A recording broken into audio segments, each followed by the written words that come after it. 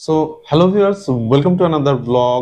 আর আজকের টপিক হচ্ছে হাইপারক্যালিমিয়া অর্থাৎ হাই পটাশিয়াম লেভেল। আমরা এর আগে আলোচনা করেছি লো পটাশিয়াম, যাকে বলা হয় হাইপোক্যালিমিয়া, কিন্তু আজকের টপিক হচ্ছে হাই পটাশিয়াম লেভেল। আজকের এই আলোচনা টোটাল 7টা পয়েন্টসের উপরে হবে। টোটাল 7টা গুরুত্বপূর্ণ তথ্য এই হাইপারক্যালিমিয়া বা হাই পটাশিয়াম লেভেলের বিষয়ে আমি আজকে আপনাদের সাথে শেয়ার করব। তো আজকের আলোচনা শুরু করার আগে যারা এই মুহূর্তে আমার চ্যানেলে নতুন তাদের আমি বলতে চাই, আমি ডক্টর জয়দেব, আর আমার এই চ্যানেলে আমি বিভিন্ন এরকমই স্বাস্থ্য বিষয়ক টপিকে আলোচনা করে থাকি এবং সেগুলিকে খুব সিম্পলিফাইড ওয়েতে এক্সপ্লেন করার চেষ্টা করি। তো আপনি যদি নতুন হন, এ বিষয়ে জানতে আগ্রহী হন, তাহলে আমার চ্যানেলটি আপনি সাবস্ক্রাইব করতে পারেন। তো ফার্স্ট যে পয়েন্ট সেটি হলো যে নর্মাল পটাশিয়াম লেভেল কত, কখন আমরা হাইপারক্যালিমিয়া বা হাই পটাশিয়াম লেভেল বলবো। নর্মাল পটাশিয়াম লেভেলটা আগে জানতে হবে। সেটা হচ্ছে 3.5 টু 5.5 মিলিমোলস পার লিটার।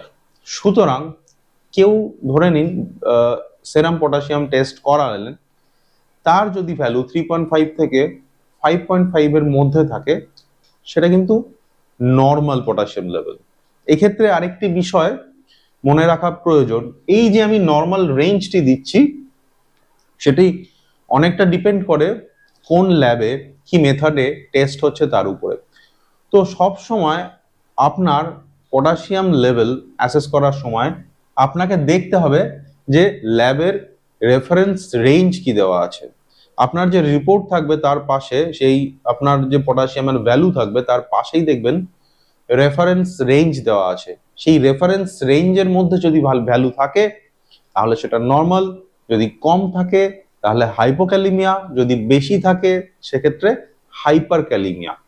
সুতরাং আপনার জাস্ট ভ্যালু দেখেই অ্যাসেস করতে হবে না, তার সাথে আপনাকে যেটা মাথায় রাখতে হবে সেটা হচ্ছে যে ল্যাবে টেস্ট করিয়েছি সেই ল্যাবের যে রেফারেন্স ভ্যালু আছে সেটা আপনার রিপোর্টে মেনশন করা থাকবে, সেটার সাথে কম্পেয়ার করে আপনাকে অ্যাসেস করতে হবে। সুতরাং ওভারঅল দেখা গেছে নর্মালি 3.5 টু 5.5 মিলি মোলস পার লিটার এই রেঞ্জ থাকে।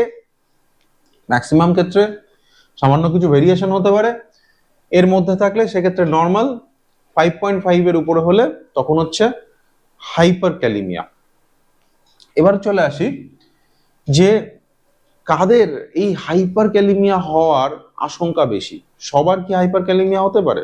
না, কিছু ক্ষেত্রে হাইপারক্যালিমিয়া হওয়ার চান্স অনেক বেশি থাকে। কাদের ক্ষেত্রে? যাদের কোনো ক্রনিক কিডনি ডিজিজ আছে, যাদের কিডনির সমস্যা, রেনাল ডিজিজ আছে, তাদের ক্ষেত্রে এই হাইপারক্যালিমিয়া বা হাই পটাশিয়াম লেভেল হওয়ার চান্স নর্মাল মানুষের থেকে প্রায় 3 গুণ।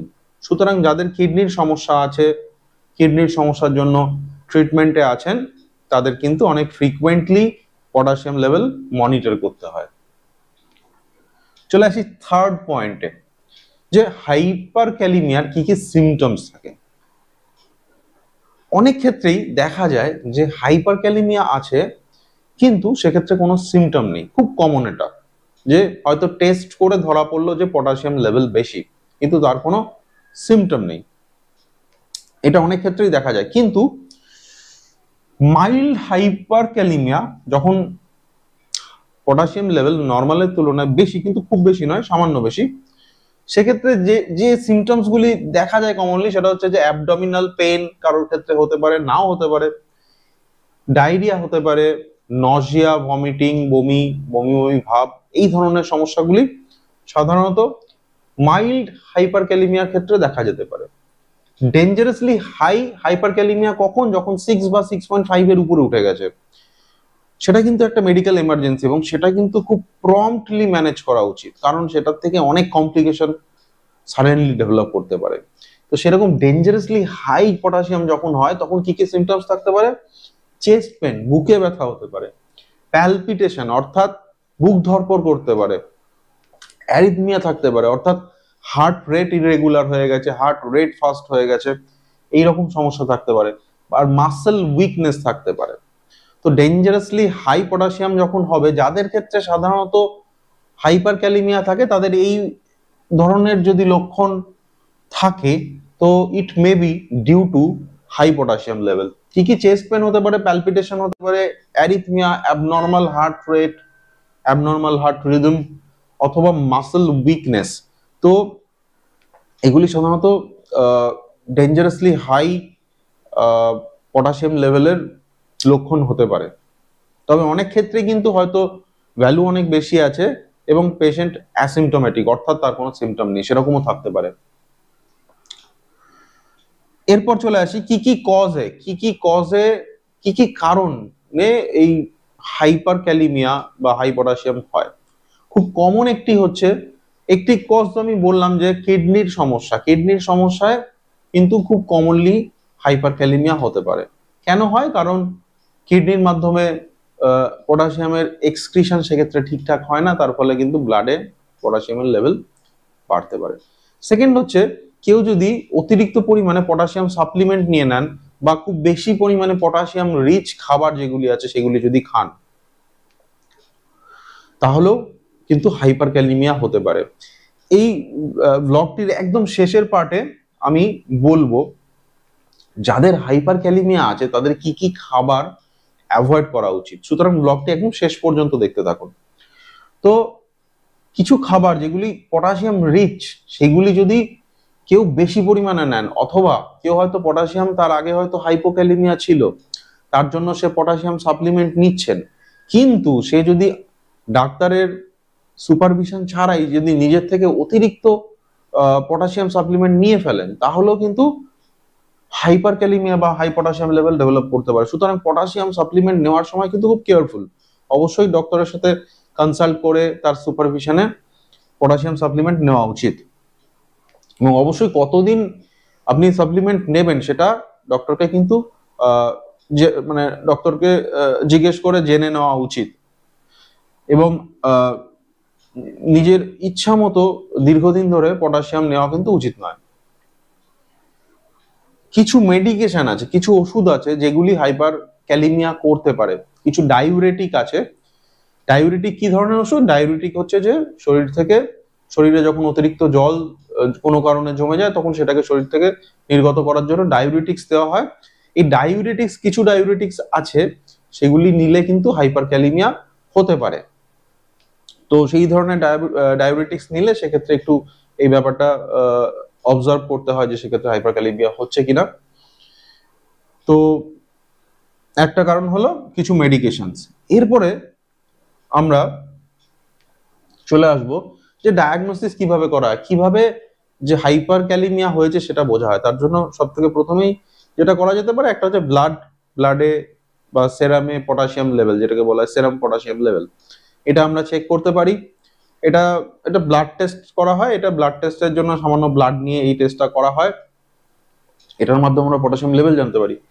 আর প্রম্পটলি জানতে হলে ইনডাইরেক্ট ওয়েতে কিভাবে জানতে পারি? ইসিজি। পটাশিয়াম বেশি থাকলে কিছু সিগনিফিকেন্ট ইসিজি চেঞ্জেস হয়। তো অনেক ক্ষেত্রেই পটাশিয়াম যখন সাসপিশন আছে যে কোনো পেশেন্টের পটাশিয়াম বেশি আছে বা তার জন্য কোনো সিমটমস ডেভেলপ করছে, তখন একটা ইসিজি করে দেখা হয়। ইসিজিতে কিছু ফাইন্ডিংস থাকে, সেগুলি দেখে ডক্টর বুঝতে পারেন যে পটাশিয়ামের কোনো সমস্যা আছে কিনা। এরপরে চলে আসবো আমরা ট্রিটমেন্টে। ট্রিটমেন্ট কি কি করা হয় হাই পটাশিয়ামের জন্য? প্রথমে হচ্ছে ডায়ুরেটিক্স। হ্যাঁ, একদিকে বলেছি যে কিছু ডায়ুরেটিক্স আছে যেগুলি নিলে পটাশিয়াম বাড়তে পারে, আবার কিছু ডায়ুরেটিক্স আছে যেগুলি পটাশিয়াম কমাতে সাহায্য করে। তো কিছু ডায়ুরেটিক্স দেওয়া যেতে পারে। মোস্ট ইম্পর্টেন্ট হচ্ছে যে যদি কোনো স্পেসিফিক মেডিসিনের জন্য পটাশিয়াম লেভেল বেড়ে থাকে, সেক্ষেত্রে সেই মেডিসিনটিকে স্টপ করে অন্য কোনো মেডিসিনে কনভার্ট করা। সাপোজ কেউ হয়তো ডায়াবেটিক্স নিচ্ছেন অন্য কোনো কারণে, তো কোন একটি স্পেসিফিক ডায়াবেটিক্স এর জন্য হয়তো পটাশিয়াম বাড়লো, সেক্ষেত্রে কি করা হয় যে সেই ডায়াবেটিকটি বন্ধ করে অন্য একটি ডায়াবেটিক স্টার্ট করা হয়।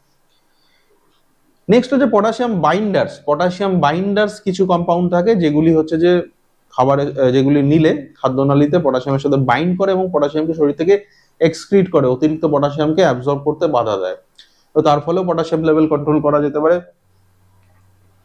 তবে যে কোনো হাইপারক্যালিমিয়ার ম্যানেজমেন্টই কিন্তু ডক্টরের সুপারভিশনে, ডক্টরের অ্যাডভাইসে করা উচিত। কারণ পটাশিয়াম লেভেল বেশি হলেও যেমন সমস্যা, পটাশিয়াম লেভেল যদি অতিরিক্ত কমে যাও তাতেও সমস্যা। সুতরাং অবশ্যই ডক্টরের সুপারভিশনে এই ম্যানেজমেন্ট হওয়া দরকার।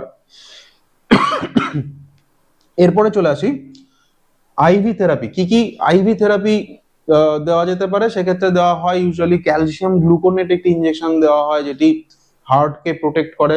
নেক্সট হচ্ছে ইনসুলিন অনেক সময় দেওয়া হয়, তবে ইনসুলিন খুব কেয়ারফুলি দেওয়া হয়। সেক্ষেত্রে কি হয়, ইনসুলিন দিলে কি হয়, ইনসুলিন কিভাবে হাইপারক্যালিমিয়া কমাতে সাহায্য করে?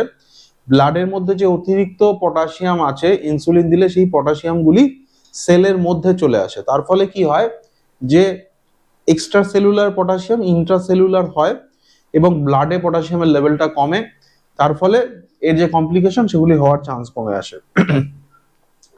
আর যেক্ষেত্রে ডেঞ্জারাসলি হাই পটাশিয়াম কন্ট্রোল কিছুতেই করা যাচ্ছে না, সেক্ষেত্রে কিন্তু একটা অপশন থাকে, সেটা হলো ডায়ালিসিস। অনেক ক্ষেত্রে খুব যেগুলি রেজিস্ট্যান্ট হাইপারক্যালিমিয়া, অর্থাৎ কোনোভাবেই কারেক্ট করা যাচ্ছে না এবং সিমটোম্যাটিক কোনো কমপ্লিকেশন ডেভেলপ করছে, সেক্ষেত্রে কিন্তু লাস্ট অপশন একটা থাকে, সেটা ডায়ালিসিস। এবার চলে আসি আজকের আলোচনার সব থেকে গুরুত্বপূর্ণ পার্টে, সেটা হচ্ছে যে কোন কোন খাবার অ্যাভয়েড করতে হবে যাদের হাইপারক্যালিমিয়া অর্থাৎ পটাশিয়াম লেভেল হাই। হাইপারক্যালিমিয়া হলে যে সমস্ত খাবারে পটাশিয়াম কন্টেন্ট বেশি সেগুলি অ্যাভয়েড করতে হবে। তার মধ্যে ফলের মধ্যে কলা, তরমুজ, লেবু এই জাতীয় ফলে বেশি পরিমাণে পটাশিয়াম থাকে, এগুলি অ্যাভয়েড করতে হবে। ডাবের জলেও কিন্তু যথেষ্ট পরিমাণে পটাশিয়াম থাকে, সুতরাং যাদের পটাশিয়াম লেভেল বেশি তাদের ডাবের জল অ্যাভয়েড করতে হবে।